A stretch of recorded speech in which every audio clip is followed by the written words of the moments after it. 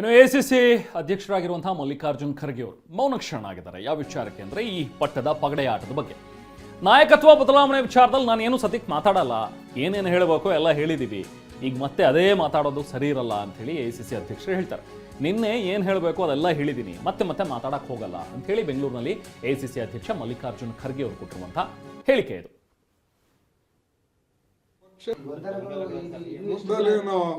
High command ಮಾಡಿದ್ದೇನೆ ಗೊಂದಲ ಅವರೇ ಇಲ್ಲೇ ಲೋಕಲ್ ಸೃಷ್ಟಿ ಮಾಡ್ಕೊಳ್ತಾ ಇದ್ದಾರೆ. ಅವರೆಲ್ಲ ಮಾಡಬೇಕು ಎಲ್ಲ ನೀವು ಹೈಕಮಾಂಡ್ ಅಂತ ಹೇಳಿದ್ರೆ ಹೆಂಗೆ? ನೀವು ಇಲ್ಲಿ ಆಗ್ತಕ್ಕಂಥದನ್ನ ಲೋಕಲ್ ಲೀಡರು ಸೆಟಲ್ ಮಾಡ್ಕೋಬೇಕು. ಅದನ್ನ ಒಂದು ಆಮೇಲೆ ಪಕ್ಷ ಎಲ್ಲರೂ ಕಟ್ಟಿದ್ದು, ಯಾರೋ ನಾನು ಕಟ್ಟಿನಿ ಅಂತಿಲ್ಲ. ಕಾಂಗ್ರೆಸ್ ಪಾರ್ಟಿ ಕಾರ್ಯಕರ್ತರು ಕಟ್ಟರು. ಕಾಂಗ್ರೆಸ್ ಯಾವಾಗಲೂ ಕೂಡ ಯಾರೇ ಲೀಡರ್ ಬಂದ್ರೂ ಅವರಿಗೆ ಕಾಂಗ್ರೆಸ್ ಕಾರ್ಯಕರ್ತರು ಸಪೋರ್ಟ್ ಮಾಡ್ತಾರೆ. ಅದಕ್ಕೆ ಯಾರು ನನ್ನಿಂದಾಗಿದೆ ಅಂತ ಯಾರು ಹೇಳಬಾರ್ದು.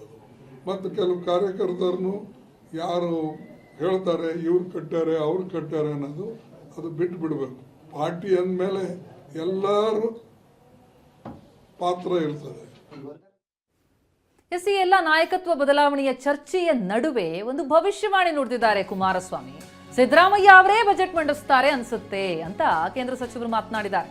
ಸಿದ್ದರಾಮಯ್ಯ ನಾನೇ ಬಜೆಟ್ ಮಂಡಿಸ್ತೀನಿ ಅಂದಿದ್ದಾರೆ. ಇನ್ನು ಡಿಕೆ ದೇವರ ಜೊತೆ ಮಾತನಾಡಿದಾರಂತ ಅಲ್ವಾ, 45 ದಿನದಲ್ಲಿ ಅವರ ಆಸೆ ನೆರವೇರಿಸ್ತಾರೆ ಅಂತ ಹೇಳಿದ್ದಾರೆ. 45 ದಿನದಲ್ಲಿ ಏನಾಗುತ್ತೋ ನೋಡೋಣ ಅಂತ ವ್ಯಂಗ್ಯವಾಡಿದ್ದಾರೆ ಎಚ್ಡಿಕೆ. ಸಿಎಂ ಮುಂದಿನ 3 ಬಜೆಟ್ ನಾನೇ ಮಾಡ್ತೀನಿ ಅಂದಿದ್ದಾರೆ.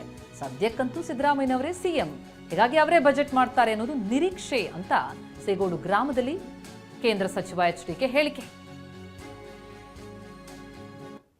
ಬಜೆಟ್ ಯಾರು ಮಂಡನೆ ಮಾಡ್ತಾರೆ ಅಂದ್ರೆ ಬಜೆಟ್ ಗೆ ಇಬ್ರು ಕೂಡ ತಯಾರಿ ನಡೆಸ್ತಾ ಇದಾರಂತೆ ಸರ್. ಶಿವಕುಮಾರ್ ಅವರು ತಯಾರಿ ನಡೆಸ್ತಾ ಇದ್ದಾರೆ, ಸಿದ್ದರಾಮಯ್ಯನವರು ತಯಾರಿ ನಡೆಸ್ತಾ ಇದ್ದಾರೆ. ಅಲ್ಲಿಗೆ ರಾಜ್ಯದ ಜನತೆ ಮೇಲೆ ಇವರಷ್ಟು ತೆರಿಗೆ ಜಾಸ್ತಿ ಆಗಬೇಕು, ಇವರಷ್ಟು ತೆರಿಗೆ ಹಾಕಬೇಕು, ಸಾಲ ಇವರೆಷ್ಟು ಮಾಡಬೇಕು ಸಾಲ, ಆ ಕಾಂಪಿಟೇಷನಲ್ಲಿ ಹೊರಟಿರ್ಬೋದೇನೋ ಗೊತ್ತಿಲ್ಲ ನನಗೆ. ಬಜೆಟ್ ಸಿದ್ದರಾಮಯ್ಯ ನಾನೇ ಮಾಡ್ತೀನಿ ಅಂತ ಹೇಳ್ಕೊಂಡವ್ರೆ. ಇವ್ರಿಗೆ ಅದೆಂತದ 45 ದಿವಸದಲ್ಲಿ ದೇವ್ರ ಜೊತೆ ಮಾತಾಡೋರಂತಲ್ಲ, 45 ದಿವಸದಲ್ಲಿ ದೇವರು ಇವರ ಆಸೆ ನೆರವೇರಿಸ್ತಾರೆ ಅಂತ ಹೇಳ್ಕೊಂಡವ್ರೆ. ಈ 45 ದಿವಸದಲ್ಲಿ ಏನಾಗುತ್ತೆ ಅನ್ನೋದು ಇವರಿಗೆ ನೋಡೋಣ. ಅವ್ರು ಮುಂದಿನ 3 ಬಜೆಟ್ ನಾನೇ ಮಾಡ್ತೀನಿ ಅಂತಾರೆ ಸಿದ್ದರಾಮಯ್ಯ. ಸದ್ಯಕ್ಕಂತೂ ಅವರೇ ಇದ್ದಾರೆ ಮುಖ್ಯಮಂತ್ರಿಯಾಗಿ. ಇನ್ನು ಎಸಿಸಿ ಅಧ್ಯಕ್ಷರು ಮಾತಾಡುವ ಧೈರ್ಯವನ್ನ ಕಳೆದುಕೊಂಡಿದ್ದಾರೆ ಅಂತ ಹೇಳಿ ಪರಿಷತ್ನ ವಿಪಕ್ಷ ನಾಯಕ ಛಲವಾದಿ ನಾರಾಯಣ ಸ್ವಾಮಿ ಮಾತಾಡಿದ್ದಾರೆ. ಸಿದ್ದರಾಮಯ್ಯ ಅವರೇ ಮುಂದುವರಿತಾರೆ ಅನ್ನೋದು ಇದರ ಅರ್ಥ. ಖರ್ಗೆ ಅವರು ನೇರವಾಗಿ ಸಿದ್ದರಾಮಯ್ಯ ಅಂತ ಹೇಳಬೇಕಿತ್ತು, ಅದನ್ನ ಯಾಕೆ ಸುತ್ತಿ ಬಳಸಿ ಮಾತಾಡ್ತಾ ಇದ್ದಾರೆ? ಅಷ್ಟು ಧೈರ್ಯ ಹೈಕಮಾಂಡ್ಗೆ ಇಲ್ಲ ಅಂತ ಹೇಳಿ ಛಲವಾದಿ ಅವರು ಹೇಳಿದ್ದಾರೆ. ಖರ್ಗೆ ಅವರ ಹೇಳಿಕೆಯಿಂದ ಗೊಂದಲ ಮತ್ತಷ್ಟು ಹೆಚ್ಚಾಗಿದೆ ಅನ್ನುವಂಥದ್ದು ಛಲವಾದಿ ನಾರಾಯಣ ಸ್ವಾಮಿ ಅವರ ಮಾತು.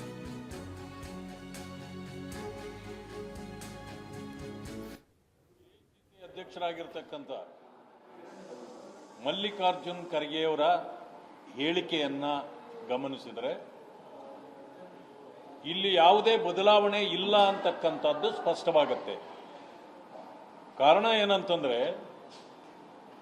ಗೊಂದಲ ಸೃಷ್ಟಿಯಾಗಿರ್ತಕ್ಕಂಥದ್ದು ಕರ್ನಾಟಕದಲ್ಲೇ ಹೊರತು ದೆಹಲಿಯಲ್ಲ ಎಂಬ ಮಾತನ್ನ ಅವರು ಸ್ಪಷ್ಟವಾಗಿ ಹೇಳಿದ್ದಾರೆ.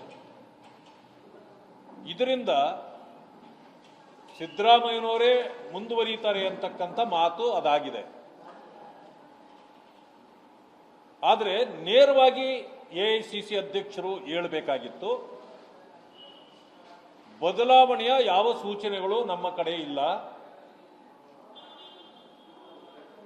ಇರುವ ಮುಖ್ಯಮಂತ್ರಿಗಳೇ ಮುಂದುವರಿಯುತ್ತಾರೆ ಅಂತ ಹೇಳಬೇಕಾಗಿತ್ತು.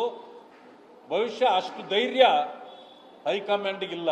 ಯಾಕೆಂತಂದ್ರೆ ಹೈಕಮಾಂಡ್ ಅಂತಕ್ಕಂಥದ್ದೇ ಕಾಂಗ್ರೆಸ್ನಲ್ಲಿ ಈಗ ಕಾಣದೇ ಆಗಿದೆ.